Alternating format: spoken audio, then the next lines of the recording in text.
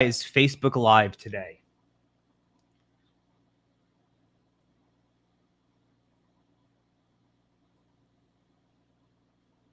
We're going to get started in just 1 second, everybody. Just give us 1 second as I get some technical things under control.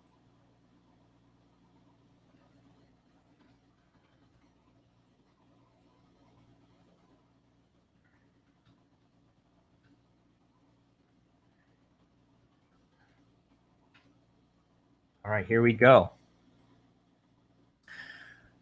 All right, what's up, tax smart investors? Welcome to our weekly Facebook Live, where I'll be going live every Wednesday at 1 p.m. Eastern to break down tax strategies and tips for real estate investors.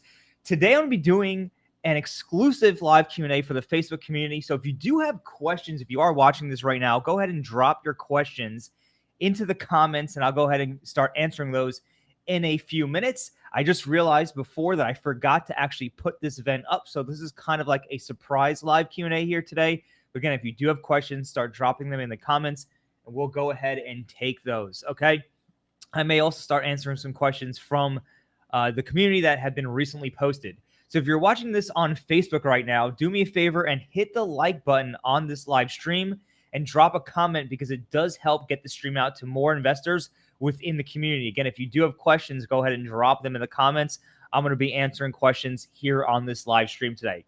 So if you're watching on YouTube, go ahead and hit that like button as well to help the YouTube algorithm get this more out to more tax smart investors. I'd also encourage you to join our Facebook community if you haven't already. You could join our Facebook community by going to www.facebook.com/groups/tax smart investors, and you could join in on the conversation.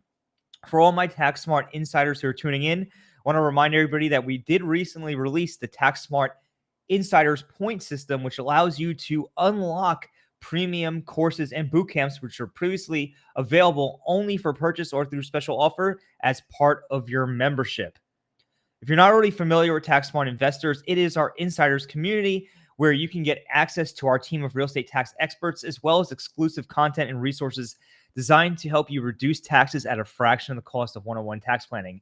Again, today I'm going to be doing a live Q&A here on Facebook. So if you do have questions, do go ahead and drop those questions into the comment section to this feed, and I'll go ahead and start answering them in just one moment.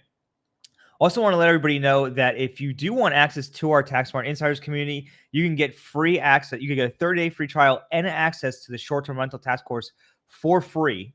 So go ahead and just drop the comment STR in the comments. I'll go ahead and send you out the link to get the STR task course for free, as well as a 30-day free trial of the Tax Smart Insiders community. All right, cool. With that said, we're going to go ahead and just jump right in here. So far, I've not gotten any questions from any members. That's probably because I did not schedule this. So that's a learning lesson for me going forward. All right, so we're going to just start with some questions that have been recently posted in the community. Okay. How long do you have to hold a short-term rental before you can do a 1031 exchange? Okay, so this is a question we get a lot, not just on short-term rentals, but long-term rentals and rental properties in general. So there is no bright line test for how long you have to hold a property for rent before you can do a 1031 exchange.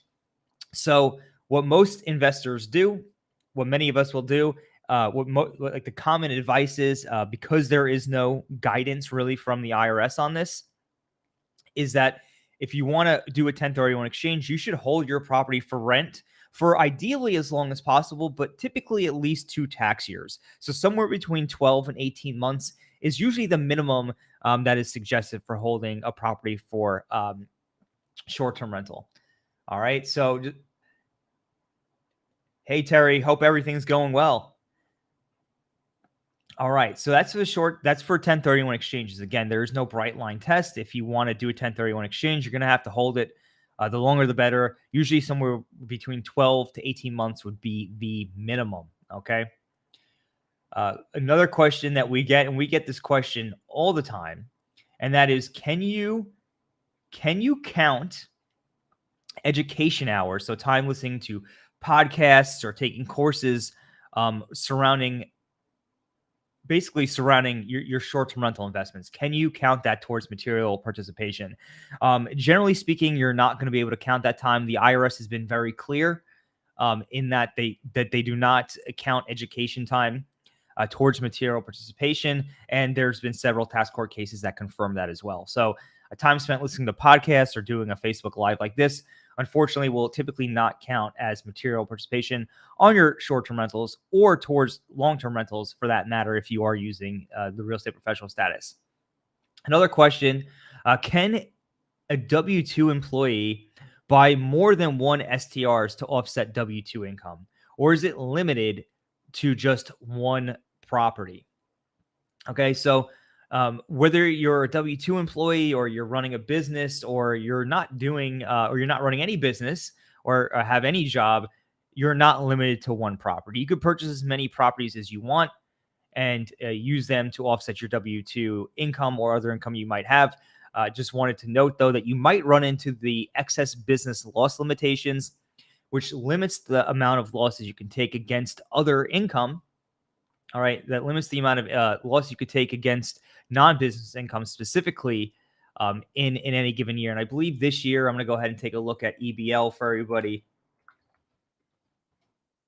The limits for 2022 and 2023 are $289,000 for single taxpayers and $578,000 for joint filers. What does that mean? That means that if you have losses, if you're filing single, you can only take $280,000 or less of losses against your non-business income. So that typically means W-2 income, and if you're married, it's $578. So to answer the question, yes, you can absolutely purchase more than one short-term rental. You just have to be cognizant of these limitations you might run into. And if you do run into these limitations, the losses are not useless. They will be carried forward to future years as net operating losses and have the potential to offset future years' income.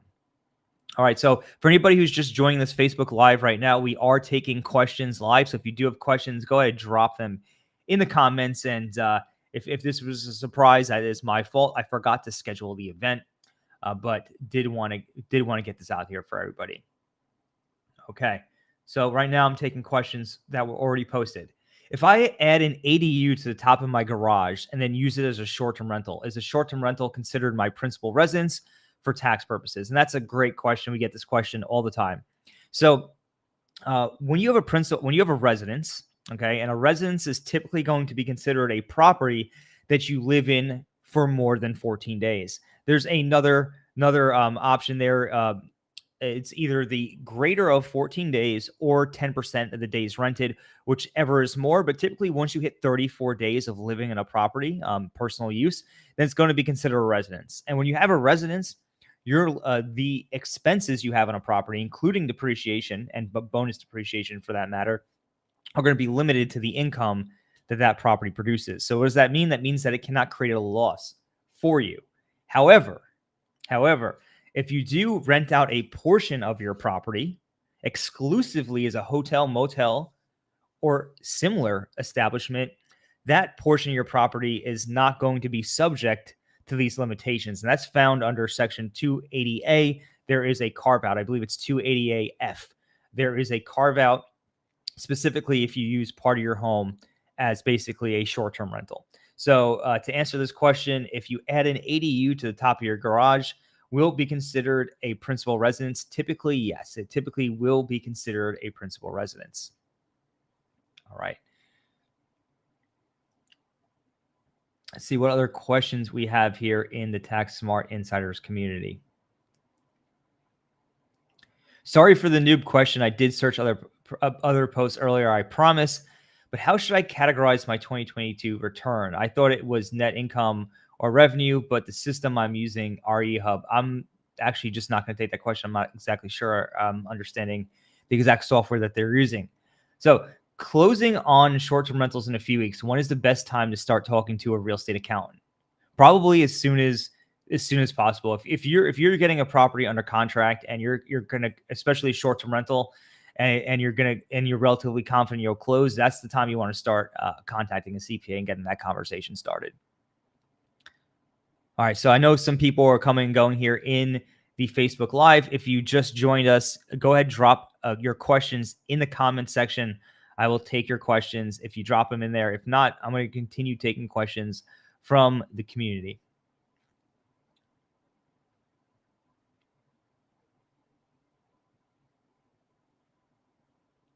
Can anyone tell me if my spouse's hours can count collectively towards the 100-hour material participation test for short-term rentals? The short answer to that question is yes. For the purposes of the material participation test, you can count your spouse's hours. In other words, if spouse A and spouse B, you add both spouses' hours up, and that's counted as one individual for the purpose of the material participation tests. What else do we have here?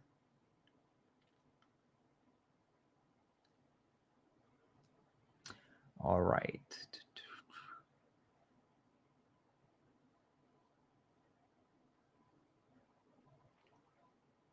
A lot of interesting questions we have floating around here.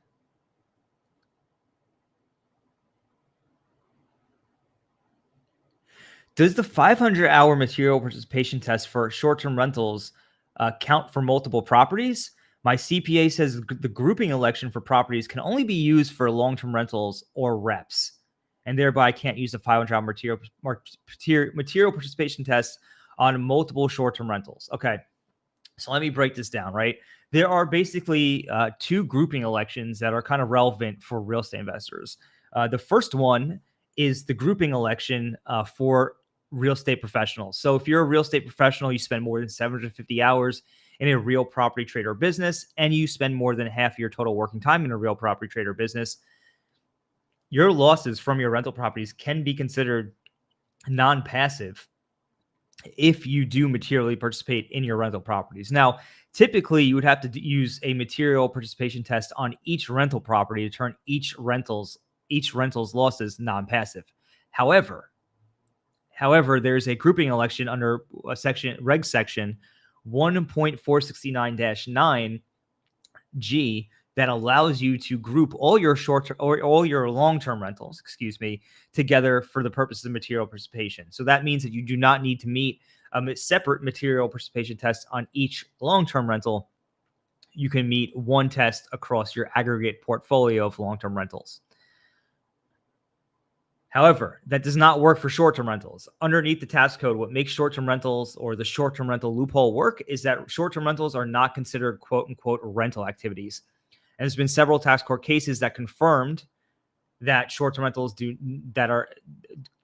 cannot be grouped with long-term rentals and cannot be grouped using that -9G election. So we have to look for, and the reason for that is they're not rental activities. They're treated more like regular businesses. So what we have to do is we have to look to section 1.469-4, which contains another grouping election. That grouping election allows you to group business activities together as one economic unit for the purposes of the material participation tests if certain criteria are met. Now, there are five primary pieces to that puzzle. Not all of them have to be met, but the more that are met, the more stronger your case is. Those pieces include the similarities and differences between the businesses, and most short-term rentals are very similar businesses, so you typically check that box. Then there is the extent of common control. So if you control all the short-term rentals in question and you can make management decisions and impact the operations, you're typically going to check that box. The next one is the extent of common ownership. Are the ownership structures the same? If you own all the short-term rentals yourself, chances are, or with the same partner, chances are they are the same. And you'll check that box. Are they within the same geographic region? If you own short-term rentals all within, say, Fort Lauderdale in Florida, chances are you're going to check that box. If you own short-term rentals in Fort Lauderdale, Florida, and Los Angeles, California, those chances are you're not going to check that geographic location box.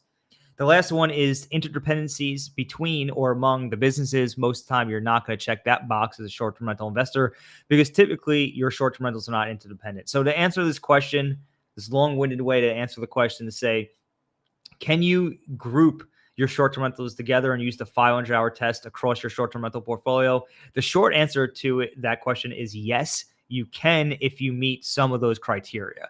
All right, so what this person's CPA is referring to is that -9G election for real estate professionals, but there is another grouping election under reg section 1.469-4 that allows you to make that election. So if everybody who's just joined us right now, if you do have questions, do feel free to drop them in the chat box. If not, I'm going to go ahead and answer a few more from the Facebook community, and then we're going to wrap this up for today. I just realized, like I said before, that I did not put out the event for everybody. So we will be live again next week, though, so don't worry about it. Okay.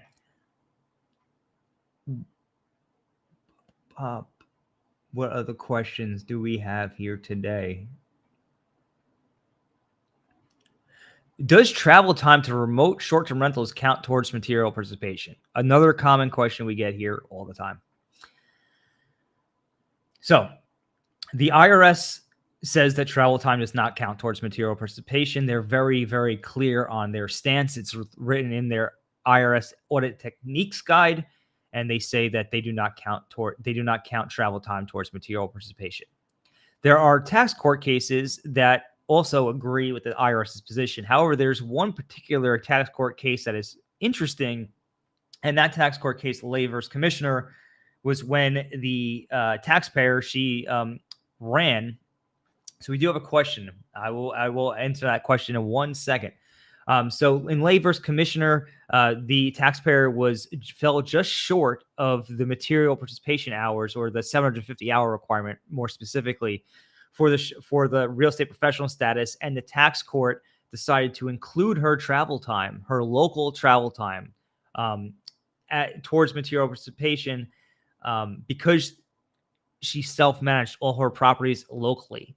So to answer the question, so in that case, if you travel locally between your properties, you self-manage, and traveling to the properties back and forth and all of that good stuff is integral and material to the operations of your property, you may have the opportunity to count it as material participation. You have a stronger case, but it's not guaranteed. Okay, it's certainly not guaranteed. However, if you're traveling remotely, chances are that it's not going to count towards material participation. I know it takes a lot of time. I know sometimes it's unfair, but people sometimes, but it's just kind of the way the cookie crumbles there. So hope that helps. All right, so we have a question coming in here, and that question is: do I take advantage of the short-term rental loophole by filing Schedule C or Schedule E? All right. And that depends, right? So if you have an average period of customer use of 7 days or less, all right, and you do not provide substantial services are hotel-like services such as daily cleaning, daily meals, ride vouchers, tours, concierge services, other types of services you might find in a hotel, then you're generally going to file on Schedule E. All right. Now, if you are providing substantial services, those hotel-like services, then you're typically going to file on Schedule C.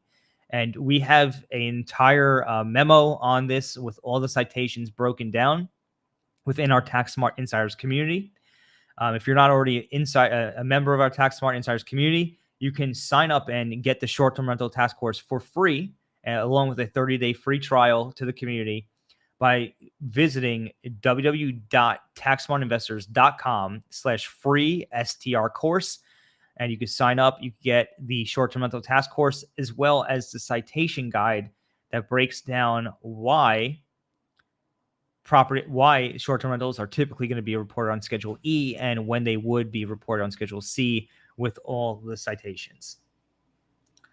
All right. So if you do have questions, if you are just joining us in here, I do see more people have joined.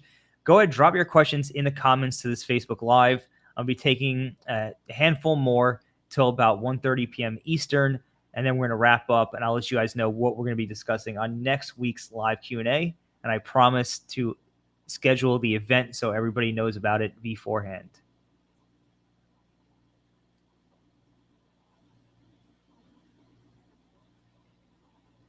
All right. What do we have here?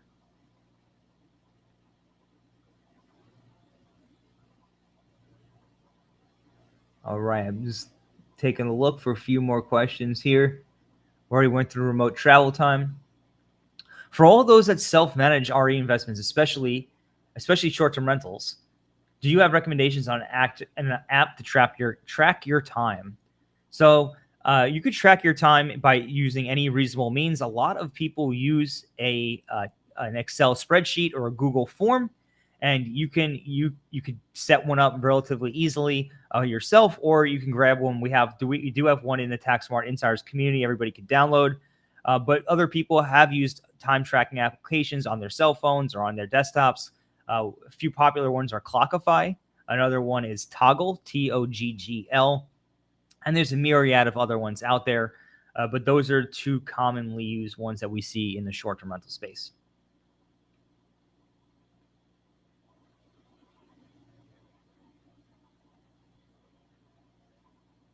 See what else we have here. We have some other questions. If I manage my own short-term rental via my own property management company, that is an S corp, do those hours count as material participation? That is a great question. There's not really a clear answer on that. There's a clear answer on that for short-term rentals. For long-term rentals within the tax code that says that if you manage your long-term rentals, through a property management company you own, that does count as material participation, but it does not quite indicate if that's the case for short-term rentals as well. I personally believe it will, because whether you do it through a property management company you own or you're doing it directly, in my opinion, it would. But like I said, there's not exactly clear guidance on that either way. Okay. How about those that self-manage? This is from the chat. How about those who self-manage short-term rentals remotely and fly to do maintenance work on properties? Would that travel time also not count? Yes, I would have to say yes, that travel time would not count. Again, the reason for that is the IRS is very clear. So if you ever get audited, you have to go through the IRS first. And the IRS is going to take the position that time does not count. And they might win the audit, and you might settle before you even get to tax court. Assuming you do get to tax court, you then have to go through the tax court. And tax court has often sided with the IRS in travel in these instances.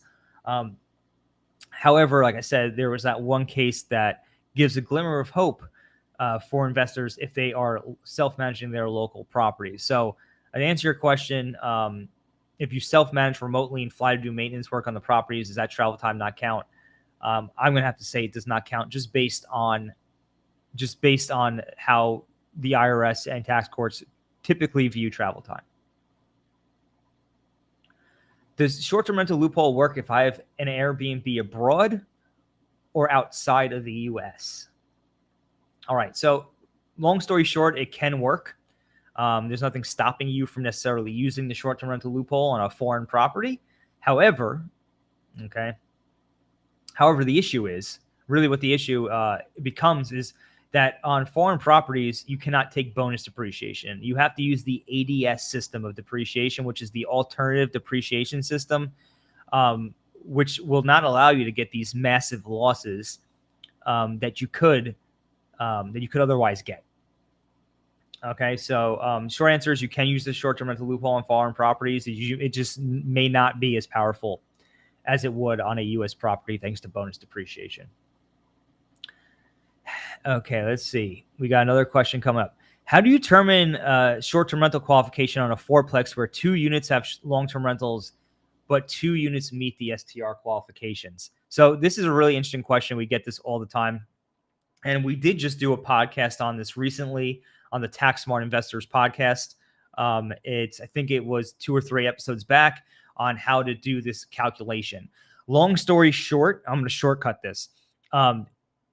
In buildings that have multiple units, there's a regulation section that gives a calculation on how to determine this. Basically, you have to separate the property out into different classes of property based on differences in daily rental rates. Now, typically, and I know this could be nuanced in different situations for different people and different properties, but typically your short-term rental rate is going to be higher than the long-term rental daily rate. That's kind of part of the reason to do a short-term rental in the first place, right? Because you can get more per rent on a daily basis than you can using a long-term rental. So typically what you're going to need to do is divide your short-term rentals into one class and the long-term rentals into another class. And then you're going to do this complicated calculation. I'm not going to go through it here today. You can check out that podcast if you want the full calculation. But basically what happens is because the average period of customer use is based on effectively the entire building at that point, the long-term rentals are going to push it up. So long story short, if you have a fourplex and 2 units are short-term rentals, 2 units are long-term rentals, most likely in most cases, and many scenarios that we've ran, you're going to have a long-term rental property. To answer your question directly, and again, I'm gonna go ahead and pull up the episode for everybody if you want to check out the episode. We do go into detail on this specific question. Okay, so it's episode 232, released earlier this month, actually released August 1st. And we go through thoroughly how to determine the average period of customer use on multi-unit properties. And we go through that entire calculation there.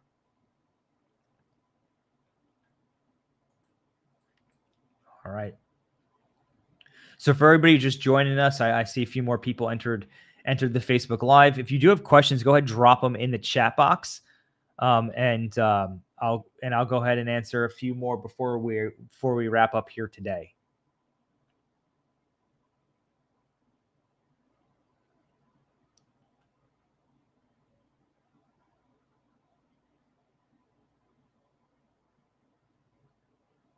All right, we already went through some of these. See if there's any few more dangling out here that we're missing.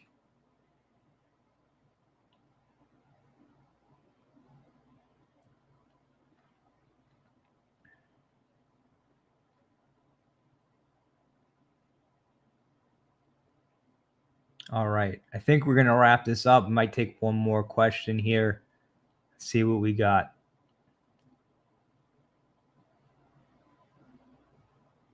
Some of these questions, what indoor security cameras? Can you explain capital gains recognitions on seller financing? Okay. Yeah, I could do that. I think this will be the last question we're going to take for today. All right. So when you sell a property, say, for example, say I'm the seller, right? And I have a property and say I bought it for $500,000 and now it's worth $800,000 and I owned it for 10 years and I took $200,000 of depreciation. Okay. That means I'm going to have a $300,000 capital gain. So that's going to be $800,000 sale price minus my original purchase price of $500,000. That's going to be my capital gain. But I'm going to have a $500,000 total gain, including depreciation recapture, because I took $200,000 of depreciation recapture. Okay. And let's assume that this was depreciation recapture from bonus depreciation, because that's what many people are facing these days. Okay. So the way it's going to work is when you sell the property, it's also known as an installment sale. You're going to typically collect a down payment. Okay. At the sales table. That down payment is part of that. Part of that's going to be allocated. Part of that down payment is going to be allocated to capital gain. So typically in the first year, you're going to recognize a part of a capital gain. You're also in the first year going to have to recognize the depreciation recapture from the bonus depreciation. So in other words, you're paying the depreciation recapture tax from the bonus depreciation in the first year you sell the property. You're also going to pay part of the capital gains tax from the down payment. From there, there's also going to usually be an interest component. All right. So there's going to be some kind of interest rate you put on the installment sale on the seller financing. If you don't put one, the IRS will impute one at the AFR, which is the applicable federal rate. So either way, there's going to be some portion of interest that you're paying. Now, you're going to receive interest every year, presumably that you have the installment sale. So every single year, okay, you are going to be paying tax on the interest rate, ordinary income rates. Okay. Then also the capital gain, not the depreciation recapture. Remember, the depreciation recapture I'm talking about here, you're gonna pay tax on the depreciation recapture in the year of sale, or the seller will, whoever the seller is. Now the seller over the year of the installment sale, the rest of the capital gain will be spread out over the term of the installment sale. So really, to answer your questions with the capital gain recognition, to be very clear, um, the installment sale or the seller financing allows you to spread out the capital gain from appreciation over several years. Okay, so that's spread out over several years, but not the depreciation recapture from bonus depreciation. So hope that answers your question. That is pretty much in a nutshell how seller financing works. And if you work with a tax professional, they could do an entire calculation for you to figure out how much depreciation or capture tax you're going to face in the year of sale, how much capital gains tax you're going to face in the year of sale, and how much capital gains tax you're going to face each and every year subsequent to that sale. So there's different ways you can work out numbers to try to make it work for you and optimize that seller financing. But in a nutshell, that's how it works. When I mean numbers and work it out, I mean the terms of the seller financing with the buyer, the amount of years, so on and so forth, the down payment they're putting down, things like that.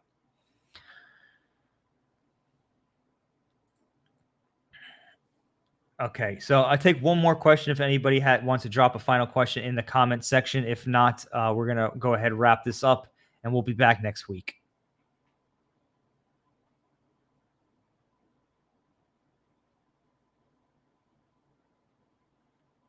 All right, so I think we're going to go ahead and wrap this up.